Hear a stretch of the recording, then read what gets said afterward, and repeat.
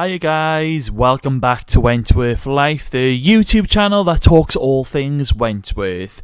If you're new to the channel, then hit that subscribe button right now. And if you stick around until the end of the video, I will be responding to some of your comments from a previous video. Okay, so the season final is now in sight. The whole season has flown by. This week's episode felt a lot longer than its usual time. Did you guys think the same? I felt like it was quite a big, full episode. A lot happened, and it was just really good. It was really good for a pre-final episode. I really enjoyed it. Of course, we had the arrival of Sheila, and Sheila is who we are going to start with today. So, Sheila arrives right at the start of this episode, and she is being accused of mass murder. So basically, that news report that we saw in last week's episode of that mass suicide, well, that's basically what Sheila is being accused of. Poisoning 9 people and then burning the retreat to the ground. So as far as the authorities are aware, she is the only survivor, but of course we all know that Reb and Lou were there at some point. But anyway, Sheila is inducted by Mr. Stewart, and during this, Sheila decides to wear the teal instead of her own clothes. Good choice, Sheila, good choice. She ends up in H1 with Ali, Boomer, Ruby and Judy. And at first she seems a little bit unfriendly, but Boomer comes into her cell and she tells Sheila what's what, like don't touch anyone's things and don't ever press the panic button. But what really made me laugh in this scene, which probably shouldn't have been funny, but it was very Boomer. But Boomer tells Sheila that this used to be Liz's cell. And Sheila asks, who's Liz? And Boomer tells her that she's dead. And when Sheila asks, oh, what happened? Boomer just calmly says, I just smothered her with a pillow. I know it wasn't funny, but I suppose it is funny. And because it's Boomer, it will always be funny. But anyway, a little bit later on in the episode, Sheila goes and has some food in the dining room. And while she's there, she spots Reb, and Reb completely freezes and drops his tray and makes a run for it. Now, at this point in the episode, Lou Kelly is in the slot after she's been accused of bashing Ann Reynolds. So, Reb is staying quite close with Mari at the moment. So, anyway, Reb runs back to his unit and is followed by Sheila. And at this point, Sheila is referring to Reb as Rebecca. And she asks Rebecca, what is he doing there? And Reb quickly tells Sheila that his name is Reb. And I've got to say, straight away in this episode, I am finding Sheila fascinating. Fantastic actress there. And so Reb then goes on to tell Sheila that he and Lou are in prison for armed robbery. And then Sheila is like, wait, what? Lou is here as well? And because Sheila is basically under the impression that Lou and Reb were both killed in the retreat during the fire. So the fact that Sheila has discovered that Lou and Reb both survived is obviously a little bit of a shock. But Sheila now has plans to get Reb to tell the authorities that she wasn't there during this mass suicide thing. But Reb refuses and goes off with Mari. So before we talk any more of Sheila, I just have to quickly move on to Reb, because Reb ends up having another session with Dr. Miller, and this is going to tie in with Sheila. So Mari persuades Reb to go and see Dr. Miller again, just to try and get that green tick that he needs for his operation. So Reb takes a chance on this and goes to see him, and straight away Reb tells him that he's always had issues with therapists, which Dr. Miller, I suppose, understands. I'm sure he's quite used to it. So Greg decides to try something different with Reb, and he decides to do something that he calls a mind map. So basically, on a whiteboard, Greg writes down the word therapist. And all Reb has to do is say the words that enter his head, anything that triggers anything from the word therapist. Okay, seems pretty straightforward. So the first thing that pops into Reb's head is cult, which by the way guys, I literally thought it was going to be the other 4-letter C word. But no, Reb starts with the word cult and then evil And then I think he says fear. And then all of a sudden, Reb starts getting those awful flashbacks again. And we start to get little snippets of what really happened in that retreat. And we clearly see that Reb went through some awful, awful things during these flashbacks. And we can see that he's being held down by Sheila, while that crazy doctor guy is doing something really bad to Reb. So Reb starts to freak out in Dr. Miller's office, but Greg manages to calm Reb down. And it's at that point Reb gets up and takes the pen out of Greg's hand, and then puts a line in between the word therapist, so it spells out the word the rapist, which I thought was a very powerful scene, guys. So it looks like that this crazy doctor guy in the retreat raped Reb and probably other patients, which is absolutely barbaric and just horrible. Absolutely disgusting. So later on, Reb goes back into the yard to see Mari, which was a really nice scene, wasn't it, guys? Because Reb ends up running up to Mari and giving Mari a massive hug. Oh, it was so nice. And anyway, Reb then goes up to Sheila and tells Sheila that he will tell the cops that Sheila had nothing to do with the mass suicide. But in return, Reb tells Sheila that he doesn't want Sheila telling anyone what happened at the retreat. So basically, Sheila's got to keep her mouth shut about Reb getting raped. Reb doesn't want Lou knowing because he doesn't want Lou changing her opinion on him. But more than likely, Reb doesn't want Lou finding out because Lou will probably kill Sheila. Anyway, Sheila was the person holding Reb down in those flashbacks. However, Sheila is making out to Reb that she was under that doctor's spell. But is this true? I don't think so. But anyway, later on, Lou gets out of the slot and Reb tells Lou that Sheila is here. And tells Lou that he's going to go to the cops and say that Sheila had nothing to do with the mass suicide.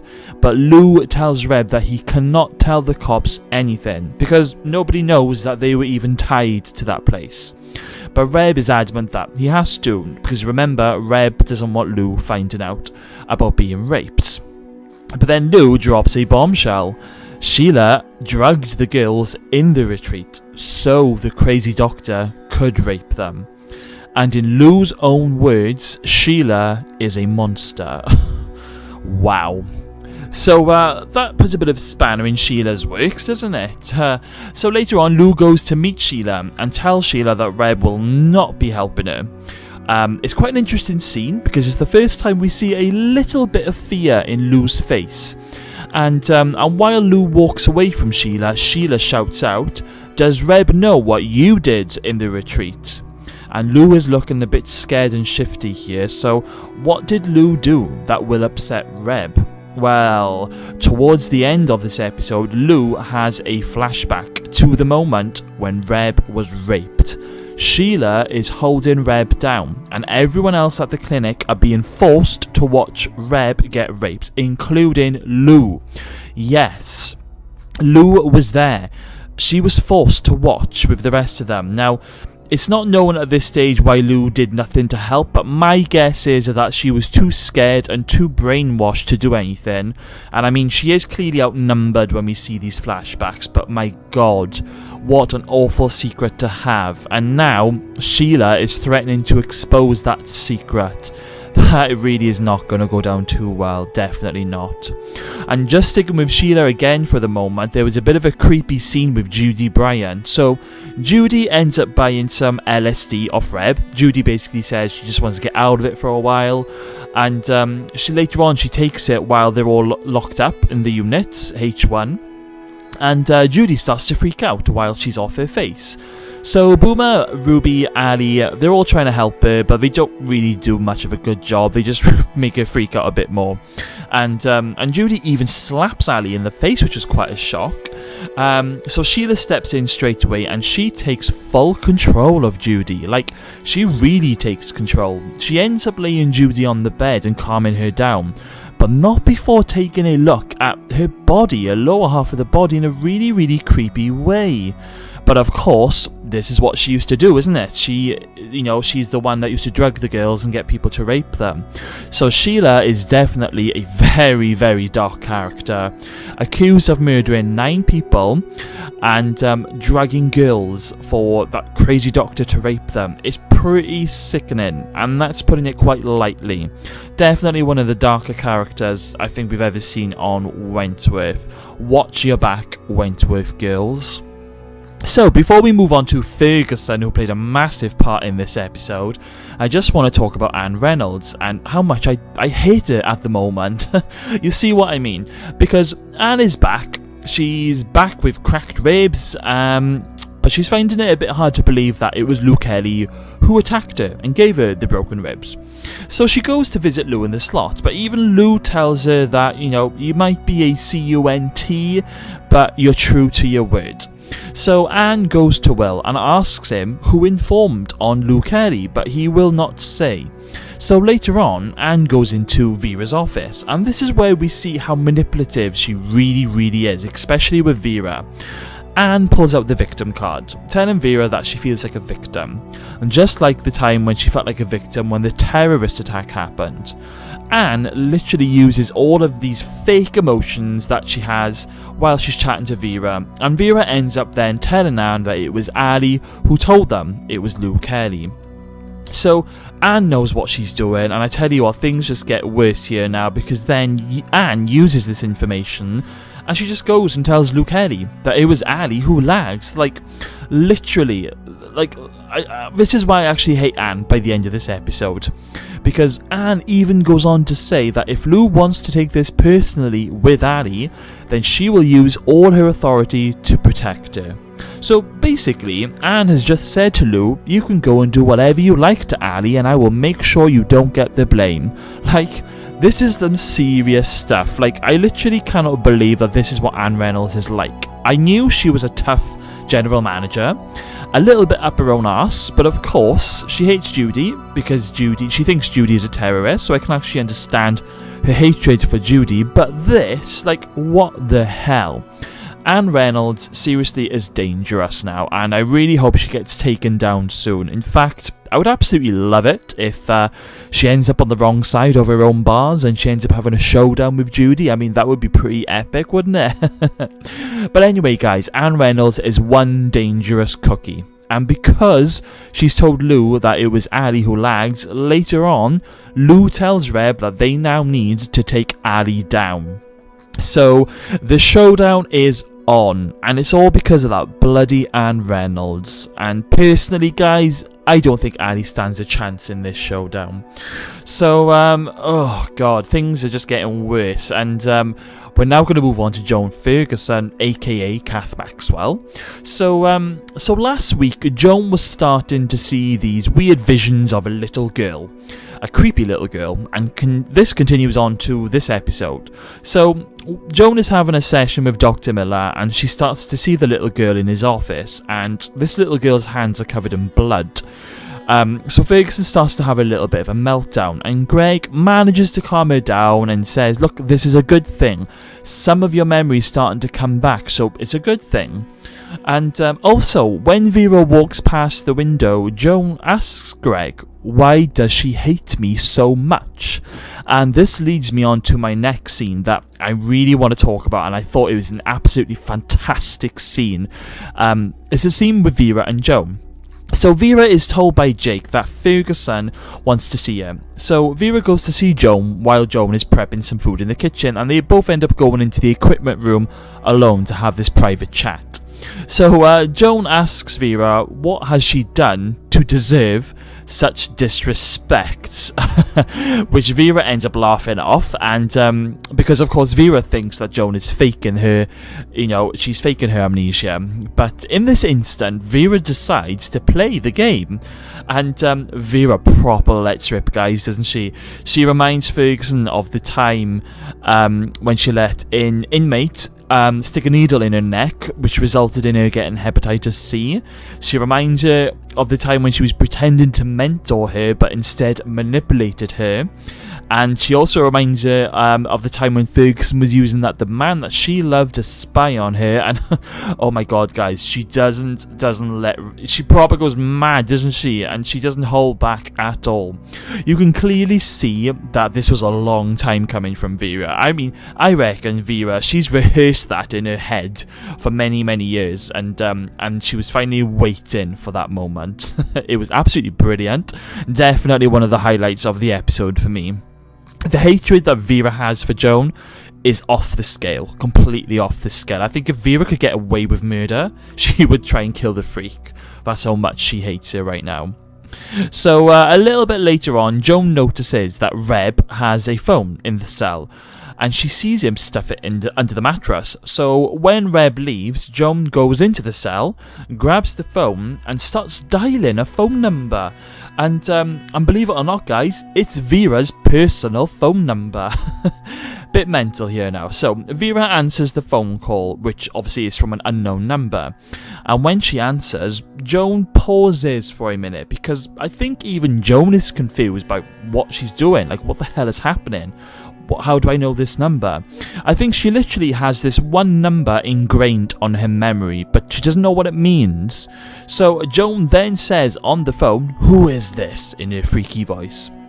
And Vera's face is just priceless. Vera is like, "Is that you, Joan?" But then Joan quickly hangs up. And Mari, it's worth pointing out that Mari spots Joan with the phone and tells her to pull it back now before Reb sees. And then Vera storms into Joan's unit, demanding to know where the phone is. But Joan then explains to Vera what has just happened. Joan has always basically had this number in her head. She never knew what it was for, where it came from, or who it connected her to. But when she made that phone call, Joan realised that the person who can help her fix things and help get her memory back is Vera. Now, of course, we know that Ferguson was buried alive, and that Vera eventually found out about it but covered it up. And we can literally see the fear in Vera's face right at this moment. And I literally thought for a moment this was the moment where Ferguson was going to remember being buried alive. So now Vera is quite shocked, and she wants to come up with a cunning plan to get Ferguson to admit that she is faking, and she asks Ali for help. But Ali tells Vera that she's already thrown everything that she possibly can at Ferguson, but Ferguson will not break. Vera tells Ali that Dr. Miller believes in the amnesia, and when he testifies at Joan's committal hearing, he will tell everyone that she is suffering from amnesia and will not be able to answer the charges of the murder of Kath Maxwell, which will also then mean she won't be able to answer to the murder of B. Smith, which is totally nuts, guys. I mean, I have to say though, like they're really taking their time over the B. Smith death thing. I mean, I'm surprised she didn't have a trial back in season 5. I mean, there was plenty of time for Ferguson to go to trial over the murder of B. I mean, there was like 12 episodes worth in season 5, so I don't know why it didn't happen then. But anyway, this is making me think that the writers might go down the path of getting Ferguson off the murder charges and out of prison, and then she'll come back as governor. It's the only thing that I can think of as to why the writers have created this amnesia storyline. Because if you think about it now, I mean, when we all heard that Ferguson was coming back and she didn't die in the box, we were all waiting for her revenge. The writers would have known how excited we all were for this moment. However, the writers then threw a curveball by giving Joan amnesia, and there has to be a really good reason for this. They wouldn't have brought her character back if they didn't have something big planned. So you mark my words, guys, this amnesia storyline is just a warm-up to get Ferguson off these murder charges so that she can be totally exonerated, and then she'll be back, guys, back behind that governor's chair in a huge twist by next season for the final. You wait and see. Anyway, I'm just going to backtrack a little bit here, because when Judy was off her face on LSD, Sheila told Ali that LSD is a little bit of it's like a truth serum. It makes people tell the truth. So Ali decides to get some LSD and spike Ferguson's tea to try and get her to drop the act, with the help of Vera. So Vera is really crossing some lines here. And And I forgot to mention, after last week's riot, Will decided to close the creche. So Vera now has a new nanny, and Jake has decided to install a nanny cam. So when Ali tells Vera that they will need a camera to record Ferguson during this LSD incident trip thing, Vera decides to use her nanny cam, which this plan does not go down too well, guys. In fact, it's really, really stupid. But anyway, Ali ends up spiking Joan's tea with the LSD and then goes over to Ferguson's unit to hide the camera. So Joan starts to feel a bit funny while in the corridor, and she's slowly starting to hallucinate and see things. Ali then finds Joan and takes her back to the unit where the camera is hidden. So Vera's in her office, she's watching the whole thing, and you can see that Joan is slowly starting to become a little bit more off her face as the minutes go on. And Ali starts to question Joan as to who she is, you know, trying to get her to drop her mask. But things don't really go to plan, guys. They never do they? So as Joan starts to get more and more off her face, she ends up running to the sink for a glass of water, but she ends up hallucinating and seeing blood coming out of the tap. Meanwhile, Jake is in the staff room and he loads up the nanny cam on his mobile phone, getting really excited to see baby Grace, and then what does he see? He sees Joan and Ali, and Joan ends up spewing everywhere, which is gross. So Jake runs to the unit to find out what the hell is going on, but Ferguson ends up totally losing it, like proper losing it, guys, and she pushes him over and makes a run for it down the corridor. Now, this was a mental scene. I absolutely loved it, but Ferguson goes nuts. She throws about 3 or 4 officers to the ground, along with a few of the women, and she's just going crazy until then she stops when she sees the little girl in the corridor. So there's a bit of a pause at the moment. All the women and the officers, they all arrive on the scene and they watch on as Joan creeps down the corridor talking to thin air. And Joan turns around and tells everyone that she killed her. So now, Vera's obviously thinking that she's talking about Kath Maxwell, but Ferguson's actually talking about that little girl. So Ferguson thinks that she has killed this little girl.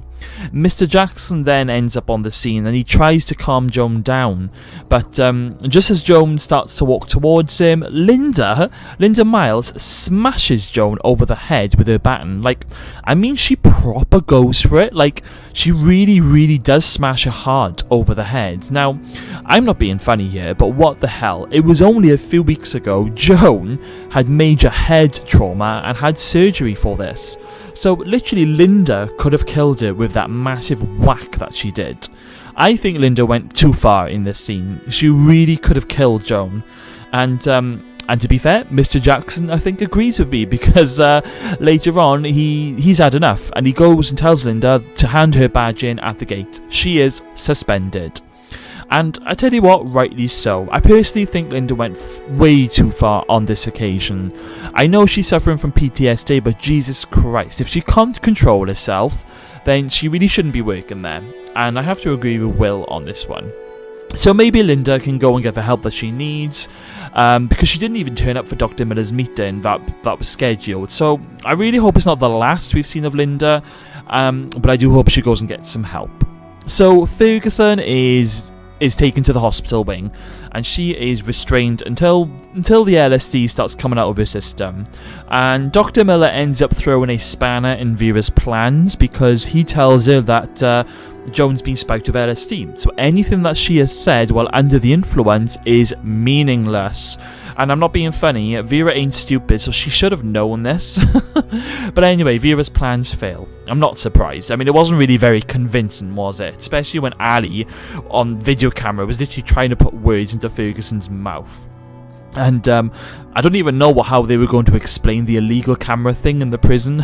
But anyway, this leads me on to the last part. So later on, Ferguson is alone in the hospital wing, trying to sleep off the last of that LSD. And that little freaky girl arrives again, and the little girl starts walking up to Joan very slowly, and she puts her hand out towards Joan. So Joan then puts her hand out towards the little girl, and they hold hands. Then the little girl turns round and says, "I love you, mummy." Wow. Bombshell alert. Did we hear that correct? I love you, mummy. So does Ferguson have a child, or is this all a bit of a mix-up in her head? I think we'll have to wait and find out the full story on that one next week. But what a twist. And my god, guys, what an amazing episode. Like I said, so much happened. Everything from Sheila to Joan to Reb to Anne. Everything in the mix is stirring nicely. I think it was such a strong and powerful episode, getting things ready for next week's season final. And I also have to mention that Boomer does find out that Gavin wants to come and visit her. So she starts to panic in the episode because she obviously told him that he looks like Ali. So what is Boomer going to do next week? Well, we'll just have to wait and see. Anyway, I definitely think that my favourite moment from this week's episode was that moment between Joan and Vera in the kitchen storage room. But I also loved the moment when Ferguson was going mad and she was throwing all the officers to the ground. It reminded me of that big fight scene back in season 5. It was bloody amazing. Brilliant episodes. One of those episodes you could watch over and over again, I think. But anyway, guys, let me know in the comments box below, what was your favourite moment from this week's episode? Let me know. And on the subject of comments, it's now time for some comment replies. So we have Puri Robertini, rest in peace Linda. She was suspended for excessive force, and rightly so. She deserves it, she went way too far, but thank you for your comment. And we have Courtney Rock. I have a feeling someone's going to die, and it's Judy who tries to escape, not Ferguson. Ooh, I like your observation, and I tell you what, I think Judy may have to escape before she gets extradited back to the US of A, because otherwise she's screwed. So I think she has no choice but to escape at some point, either in next week's final or next year. But yes, I think she'll have to escape. But thank you for your comment, Courtney. And we have David Hunter. Notice at the end of the trailer, Vera looks to the floor and sounds the alarm. I reckon someone will croak it. I think it will be Ali. What do you think? Well, David, there usually is a death in every season, isn't there? Yes, so I reckon somebody will die. I have been hearing the rumours about Ali, but I am not going to clarify on that at this minute in time. That's something that we're going to be talking about next week, but yes, interesting. Somebody is going to die. It possibly will be Ali, although I think there's going to be a twist, but you wait for that one, alright guys, for next week. So thank you for your comment, David. And we've got Stephen Ritchie. Used to be 12 episodes. 10 just isn't enough. Really love this show, and the thought of it finishing makes me sad. I have to agree, Stephen. 10 episodes isn't enough. I would have loved for them to bring back for 12 episodes. In fact, what about 16 episodes? I think 16 episodes is a brilliant target for a season. But obviously they were only had funding for 20 more episodes, so they had to split it in 2 episodes of 10. But thank you for your comment anyway, and thank you all for your amazing comments. Keep them coming. So we only have one more episode left now, guys, for this year, but stay tuned because I will be releasing a spoiler video for next week's season final very soon. So if you've made it this far into the video, then thank you for sticking around. Make sure you've hit that subscribe button, and I will see you next time.